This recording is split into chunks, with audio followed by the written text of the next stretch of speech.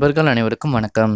இன்றைக்கி இந்த வீடியோவில் நம்ம எதை பற்றி பார்க்க போகிறோன்னா, இந்த மினி ஸ்பீக்கருடைய அன்பாக்சிங் மற்றும் ரிவ்யூ தான் இன்றைக்கான வீடியோவில் பார்க்க போகிறோம்.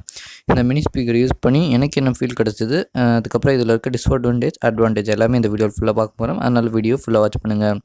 வாங்க இன்றைக்கான வீடியோக்குள்ளார பார்க்கலாம். இந்த ப்ராடக்ட்டோட பேக்கேஜிங் ரொம்ப மோசமாக தான் இருந்தது. இது சீனா ப்ராடக்ட் தான், இருந்தாலும் சூப்பராக இருக்குது. எனக்கு பொறுத்த வரைக்கும் இந்த ஸ்பீக்கர் ஒர்த்து தான் அப்படின்னு நான் சொல்வேன். ஸோ இந்த ஸ்பீக்கரை நம்ம ஒய்ஃபை நம்மளுடைய ப்ளூடூத் கனெக்ட் பண்ணி நம்ம இது யூஸ் பண்ணிக்கலாம்.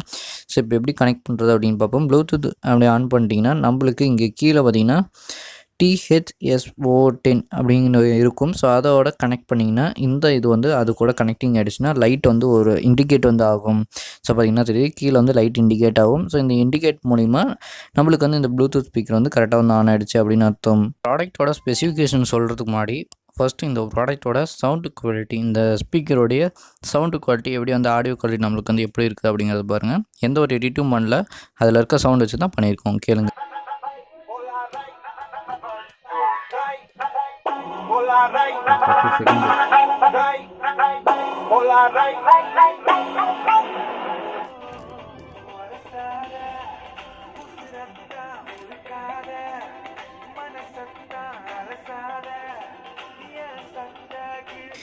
இந்த ஸ்பீக்கரோட ஒர்க்கிங் டைம் பார்த்திங்கன்னா 5 மணி நேரம் ஒர்க்கிங் டைம். இந்த டைமென்ஷன் பார்த்திங்கன்னா 60x60x50 mm. இந்த ஸ்பீக்கர் பார்த்திங்கன்னா 50 mmல தான் இருக்குது. லவுட் ஸ்பீக்கர் அவுட் பார்த்திங்கன்னா அவுட்புட் பார்த்திங்கன்னா 3W. அதுக்கப்புறம் இந்த இதில் பார்த்திங்கன்னா பேட்டரி வோல்டேஜ் பார்த்திங்கன்னா அது கெப்பாசிட்டி பார்த்திங்கன்னா 520 mAh இருக்குது. அது மட்டும் இல்லாமல் இது சார்ஜிங் டைம் பார்த்திங்கன்னா 2 மணி நேரம். இது 2 மணி நேரம் போடுறதுக்கு நீங்கள் 1 மணி நேரம் போட்டாவே நல்லாவே கேட்கலாம். 5 மணி நேரம் ஒர்க்கிங் டைம் இருக்குது.